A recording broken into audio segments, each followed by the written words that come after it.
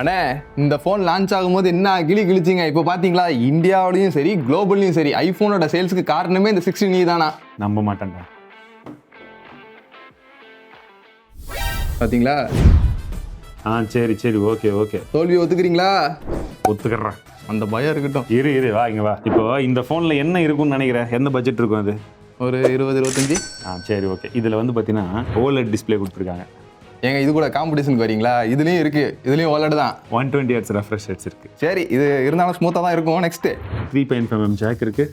இதெல்லாம் premium segment. இது கூடலாம் என்ன ப்ரோ இதெல்லாம்? 5000 mAhக்கான பேட்டரி, 26 மணி நேரத்துக்கான வீடியோ பிளேபேக் இருக்குது. இதில் 68 வாட்க்கான சார்ஜரை போட்டு தராங்க.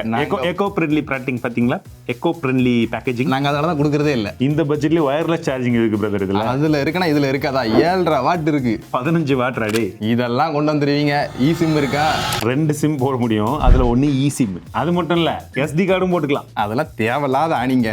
IP68 இருக்குது பிரதர். இதுலேயும் இருக்கு 69. எதில் 69? IP69 எதில் இருக்கு? இதில் எங்கே இருக்கு? 69 தானா? ஐஃபோனில் இது வரைக்கும் எதுலையுமே 69 வரல. அப்படியா? அப்படித்தான். ஹலோ, அந்த வரேன். அது எங்கேயும் ஆகாத. எங்கே பாரு. அண்ணா இதெல்லாம் கொடுத்தா ஃபோனில் இடம் பத்தாதுண்ணே. ப்ரோ இவங்க இதையும் கொடுத்து 3.5mm ஜாக்கும் கொடுத்து 5000 mAhக்கான பேட்டரியும் கொடுத்து வெயிட்டும் பாரு இவ்வளோ தான் கொடுத்துருக்காங்க. ஹலோ இந்த வந்துட்டேன். எங்கே வந்து மோட்டரோல பீரோல் எடுக்கணுமா? அப்போ எடுத்து கொடுத்துட்டு வந்துடுறேன். டேய் மோட்டரோலா ஃபோனு இங்கே தான் இருக்கிற ஒரு ஃபோனு. என்னென்ன கதை கம்பி கட்டுற கதைலாம் சொல்லிட்டு போகிறான் பாருங்க. சரி ஓகே. இப்போ நம்ம கையில் இருக்கிறது நீங்கள் எல்லாருமே கேட்ட மோட்டோ. இது வரைக்கும் தெரியாமல் இருக்கும். எஸ், அதே Z60 ஸ்டைலஸ். எஸ், அந்த ஃபோன் தான். ஆனால் இது ஸ்பான்சர் வீடியோலாம் வந்து கிடையாதுங்க. ஸோ நமக்கு நிறைய பேர் கேட்டிங்க அப்படின்னு சொல்லிட்டு இப்போ கஷ்டப்பட்டு வாங்கியாச்சு. எப்படி இருக்கு என்ன இருக்குன்றத குயிக்காக பார்த்தேன். தமிழ் பேசும் அனைத்து நலவுக்கும் வணக்கம். ஃபஸ்ட்டு குயிக்கான அன்பாக்சிங்கை பார்த்துருங்க. பாக்ஸ்குள்ளே நிறைய விதமான விஷயங்கள் இருக்கும். எப்பவும் பார்க்குற போல அப்படின்னு நினச்சிங்கன்னா அதுதான் கிடையாது. ஏன்னா இந்த வாட்டி TPU கேஸை கொடுக்குறது. ரீசெண்ட் டைம்ஸில் இந்த Z60 சீரீஸ்லேயே இந்த கேஸ் எல்லாம் தூக்கிட்டே வராங்கன்னு நினைக்கிறேன். நம்ம ஃபியூச்சர்லையும் பார்க்கல, இதுலேயுமே இல்லை. சரி, இதில் ஸ்க்ரீன் ப்ரொடெக்டரும் மேலே எதுவுமே வந்து கிடையாது. மற்றபடி ஃபோனை கையில் எடுத்த உடனே அது ரொம்ப ஸ்லிம்மாக இருக்கிற மாதிரி தெரியும். காரம் நல்லா கர்வியாக இருந்தது. பட் இது அந்த அளவுக்கு கிடையாது. கொஞ்சம் பாக்ஸி ஃபீல் தான் இருக்கும். ஏன்னா ஃப்ரண்ட்ல ஃபிளாட்டான டிஸ்பிளே, பின் பக்கமும் கொஞ்சம் ஃபிளாட் தான். பட் வீகன் லெதர் இருக்கிறதுனால கையில பிடிக்கிறதுக்கு கொஞ்சம் கிரிப் நல்லாவே. அண்ட் சைட்ல ஃப்ரேம் எல்லாம் உங்களுக்கு பிளாஸ்டிக் தான் வந்து கொடுத்துருக்காங்க. மற்றபடி வெயிட் டிஸ்ட்ரிபியூஷன் நல்லாவே இருக்குன்னு சொல்லலாம். அண்ட் வெயிட்டை பொறுத்த வரைக்கும் 190 கிராம் இருக்கும்னு நினைக்கிறேன். எக்ஸாக்ட் வெயிட்டையும் வந்து பாத்துருங்க. திக்னஸ் 8.2 mm திக்னஸ்ல வருதுங்க. அண்ட் முக்கியமான விஷயம் இந்த போன்ல நிறைய இருக்கு. அதுல ஃபர்ஸ்ட் விஷயம் நான் நோட்டீஸ் பண்ணது, இந்த பிசிக்கல் ஓவர்வியூ பாத்தீங்கன்னா கீழே 3.5mm ஜாக் கொடுத்துருக்காங்க. What a surprise. இப்போ எனக்கு என்ன டவுட்னா 3.5mm ஜாக் கண்டிப்பா எல்லாருமே வேணும்னு எதிர்பார்ப்போம். பட் எத்தனை பேர் இன்னைக்குமே 3.5mm ஜாக்கை யூஸ் பண்றீங்கன்றத சொல்லுங்க. ஏன்னா இந்த மாதிரி போன் வரும்போது நம்ம பாராட்டினா தான் மற்ற பிராண்டும் சரி ஓகே நம்மளும் கொடுக்க ஆரம்பிக்கலாம்னு பிளான் பண்ணுவாங்க. ஏன்னா இது வரைக்கும் என்ன சொல்லிட்டு இருந்தாங்க, ஸ்பேஸ் இல்லப்பா. நாங்க இவங்க பாருங்க ஸ்டைலஸையும் கொடுத்து 3.5mm ஜாக்கும் கொடுத்து 5000 mAhக்கான பெரிய பேட்டரியும் கொடுத்துருக்காங்க. சரி, அந்த பேட்டரியில எங்களுடைய டெஸ்டிங்ல இனிஷியலா எவ்வளவு நேரம் வந்துச்சுன்னு பாத்தீங்கன்னா ஒரு நாள் நீங்க ப்ராப்ளம் இல்லாம யூஸ் பண்ணலாம். ஏன்னா நாங்க நேத்துல இருந்து இதை டெஸ்ட் பண்ண ஆரம்பிச்சோம். இப்போ வரைக்கும் இன்னும் வந்து பாத்தீங்கன்னா அரௌண்ட் ஒரு 40 கிட்ட இருக்கு. கிராஜுவலான ஒரு பேட்டரி டிக்ரீஸ் தான் ஆகுது. ஸோ பிரச்சனை கிடையாது. ஏன்னா இதை சப்போர்ட் பண்றதுக்கு நமக்கு வந்து பாத்தீங்கன்னா ப்ராசஸருமே ஓரளவுக்கு பவர் எஃபிஷியன்டான ஒரு ப்ராசஸர் தான். ஆனா பழைய ப்ராசஸர் Snapdragon 7s Gen 2 சொல்லக்கூடிய அந்த ப்ராசஸர் தான் கொடுத்துருக்காங்க. இது போன வருஷம் நம்ம பார்த்த அந்த சிப். சரி, அதை இப்போ கொண்டு வந்திருக்காங்க. ஏன்னா நமக்கு மற்ற விஷயங்கள்லாம் கொடுத்துருக்கும் போது எங்கேயாச்சும் ஒரு இடத்துல கொஞ்சம் கம்மி பண்ணோம்ல, அது இங்கன்னு நினைக்கிறேன். ஸோ இது பெர்ஃபார்மன்ஸ்க்காக கிடையவே கிடையாது. கொஞ்சம் normal usage, day to day task இந்த மாதிரி விஷயங்களுக்கு, குறிப்பா இந்த ஃபிளாட்டான டிஸ்பிளேவை பொறுத்த வரைக்கும் உங்களுக்கு OLED டிஸ்பிளே தான் கொடுத்துருக்காங்க. சைஸை பொறுத்த வரைக்கும் நல்லா பெரிய சைஸாக தான் இருக்கு. 120 Hzக்கான ரெஃப்ரெஷ் ரேட்ஸுமே வருது. அண்ட் இன்டோர் அவுட்டோர் ரெண்டுத்துலையுமே வந்து பார்த்தீங்கன்னா நமக்கு பிரைட்னஸ் லெவல்ஸுமே நல்லா இருக்கு. டைரக்ட் சன்லைட் விசிபிலிட்டியுமே நல்லாவே இருந்தது. வியூவிங் ஆங்கிள்ஸுமே நல்லா இருக்கு. சரி, சப்போர்ட் பண்றதுக்கு நமக்கு டியூவல் ஸ்டீரியோ ஸ்பீக்கர் வந்து கொடுத்திருக்காங்க.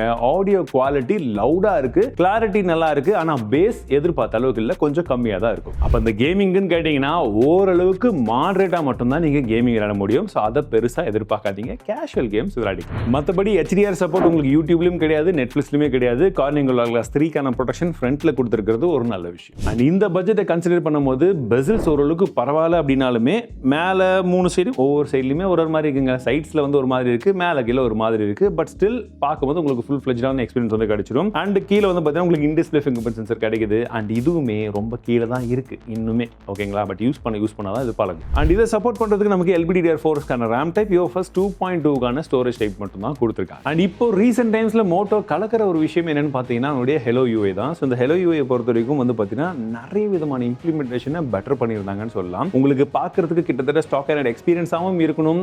அண்ட் தேவையில்லாத ப்ளோட்வேர்ஸ் அதிகமாக கிடையாது, 1-2 தான் இருக்கு, அதையும் நம்ம அன்இன்ஸ்டால் பண்ணிக்கலாம். அந்த விஷயத்திலையும் பாராட்டலாம். பட் ரொம்ப ஸ்லீக்கா, ரொம்ப ஸ்னாப்பியா இருக்கு. இப்போ ரீசெண்ட் டைம்ஸ்ல எனக்கு பர்சனலி இந்த யூஐ வந்து ரொம்பவே பிடிச்சிருந்தது.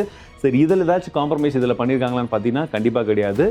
எல்லாமே ஃபுல் ஃப்ளெஜ்டாக நம்ம மற்ற மோட்டோ யூஐல இப்போ ரீசெண்டாக என்ன பார்த்தோமோ அதே மாதிரி தான் இருக்கு. மோட்டோ செக்யூர், ஃபேமிலி ஸ்பேஸ், இந்த ஸ்மார்ட் கனெக்ட், நீங்கள் வயர்ட் அண்ட் வயர்லெஸ்ஸாக கனெக்ட் பண்ணுறது, இந்த மாதிரி விஷயங்களும் இந்த பட்ஜெட்லையுமே கொடுக்கறது நல்ல விஷயம். சரி, ஏஐக்காக ஏதாச்சும் இருக்குன்னு பார்த்தீங்கன்னா நம்ம ரீசெண்ட் டைமில் ஃபியூஷனில் பார்த்த எல்லா விதமான விஷயங்கள் இதுலையுமே இருக்குதுங்க. உங்களுக்கு update me, take notes, remember this, magic canvas, இது எல்லாமே இதுலையுமே வந்து கொடுத்துருக்காங்க. மற்றபடி சர்க்கிள் டு சர்ச் இந்த மாதிரி விஷயங்களும் இருக்குது. ஆனால் என்னென்னா அந்த ஃபோட்டோஸில் நம்ம இந்த ஆப்ஜெக்ட் ரிமூவர் இருக்கும் இல்லைங்களா, அது மிஸ்ஸிங். மேபி ஏதாச்சும் அப்டேட் கொடுத்து கொண்டு வராங்களான்னு தெரியல. ஏன்னா மற்ற எல்லா ஃபோன்லையுமே இருக்குது, இதில் மட்டும்தான் அது எனக்கு தெரியல. அப்டேட்டை பொறுத்த வரைக்கும் வெறும் 2+3 தான் கொடுத்துருக்காங்க. இன்னும் ஒரு வருஷம் எக்ஸ்ட்ரா ரெண்டுத்துலையுமே கொடுத்துருந்தாங்கன்னா இன்னொரு OS அப்டேட்டும் எக்ஸ்ட்ரா இருந்ததுன்னா பெட்டராக இருக்கும். Even though out of the box நமக்கு Android 15 வந்தாலுமே நமக்கு ஒரு 3 இயர்ஸ் இருந்தால் தான் ஒரு ஸ்டெபிலிட்டிக்காக நல்லா இருந்திருக்கும். ஏன்னா UI நல்லா இருக்குல்ல.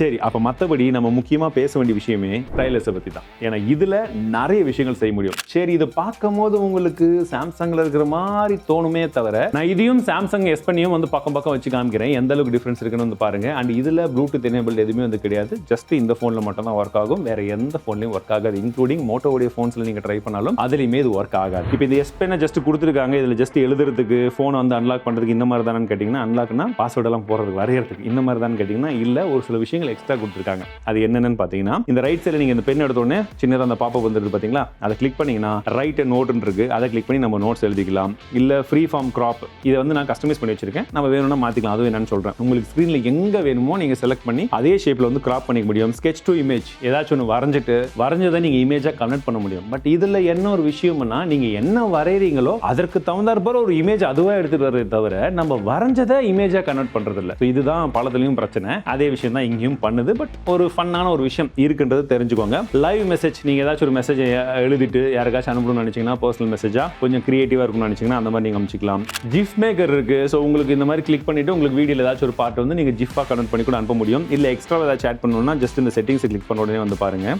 இப்போ மேலே நம்ம வந்து ஆல்ரெடி வச்சிருக்கிறது இருக்குது. இது இல்லாமல் கீழே வந்து பார்த்தீங்கன்னா மோட்டோ நோட்ஸ், எல்லா நோட்ஸுமே எங்கே இருக்கோ அந்த இடம் இருக்குது. ஸ்க்ரீன்ஷாட் எடுக்கிறதுக்கு இருக்குது. இல்லை உங்களுக்கு ஆப் ஏதாச்சும் நீங்கள் ஷார்ட்கட் வேணும்னா கூட நீங்கள் அதுவுமே இங்கே வச்சுக்க முடியும். ஹேண்ட் ரைட்டிங் கால்குலேட்டர் இருக்குங்க. ஜஸ்ட் இந்த நோட் மாதிரி வந்துடும். நீங்கள் போயிட்டு உங்கள் கால்குலேஷன்ஸ் எழுதுனீங்கன்னா ஆன்சர் அதுவே கால்குலேட் பண்ணி இந்த மாதிரி வந்து மாறிக்கும். பார்க்கறதுக்கு இதை கூடமா காப்பி அடிச்சு வச்சிருக்கீங்க? அந்த விஷயத்தை ஃபஸ்ட்டு கொண்டு வந்தது மோட்டோரோலா தான். நம்மளே ஒரு ரீல்ஸும் ஷார்ட்ஸும் போட்டுக்கிறோம். இது கூட வந்து பார்த்தீங்கன்னா பின்பக்கமாக அந்த டபுள் டேப் எல்லாம் வந்து பண்ணீங்கன்னு வச்சுக்கோங்களேன். ஸோ இப்போ பாருங்க, நான் டபுள் டேப் பண்ணேன்னா இதுவுமா டபுள் டேப் பண்ணா நான் ஆப் எல்லாம் ஓபன் பண்ணிக்குவேன். இதுல இருக்கா, நாங்களும் ஓபன் பண்ணுவாங்க. என்ன ஆப்பா, என்ன வேணாலும் ஓபன் பண்ணுவாங்க. வந்தா தான் ஓபன் பண்ணுவீங்க. ஸோ டபுள் டேப் இந்த மாதிரி ஷார்ட்கட்ஸும் இருக்குது. அண்ட் கால் ரெக்கார்டிங் பொறுத்த வரைக்கும் அக்கா கண்டிப்பா பேசுவாங்க. கேமரா பொறுத்த வரைக்கும் பிரைமரி கேமரா 50 மெகாபிக்சல், ரெண்டாவது 13 மெகாபிக்சல் அல்ட்ரா வைட் இருக்கு. அண்ட் மூணாவது வந்து பார்த்தீங்கன்னா சென்சர்ஸ் கொடுத்துருக்காங்க. அண்ட் ஃப்ரண்ட்ல 32 மெகாபிக்சல் கேமரா இருக்குது. ஸோ நாங்கள் எடுத்த ஒரு சில சாம்பிள் இமேஜஸ் எப்படி இருக்குன்றது வந்து பார்த்துருங்க. கலர்ஸ் எல்லாம் ஓரளவுக்கு வைப்ரண்டா வந்து ஜென்ரேட் ஆகுது. அண்ட் மற்றபடி இன்னுமே வந்து ப்ராசஸிங் கொஞ்சம் எக்ஸ்ட்ரா பண்ற மாதிரி எனக்கு ஒரு ஃபீல் ஆகுது. உங்களுக்கு எப்படி இருக்குன்றது சொல்லு. பட் டைனமிக் ரேஞ்சை பொறுத்த வரைக்கும் நல்லா இருக்கு. இமேஜுடைய கிளாரிட்டி இன்னும் கொஞ்சம் டீடைல்ஸ் இருந்ததுன்னா பெட்டரா இருந்திருக்கும். ஏன்னா நீங்க நார்மலா பார்க்கும்போது உங்களுக்கு தெரியாது, கொஞ்சம் ஜூம் பண்ணினா டீடைல்ஸ் கொஞ்சம் கம்மியா இருக்க மாதிரி ஃபீல் ஆகுது. செல்ஃபில நோ கம்ப்ளைண்ட்ஸ். அதுல வரக்கூடிய இமேஜ் உங்களுக்கு எந்த அளவுக்கு இருக்கணுமோ அந்த அளவுக்கு வந்து வந்துடுது.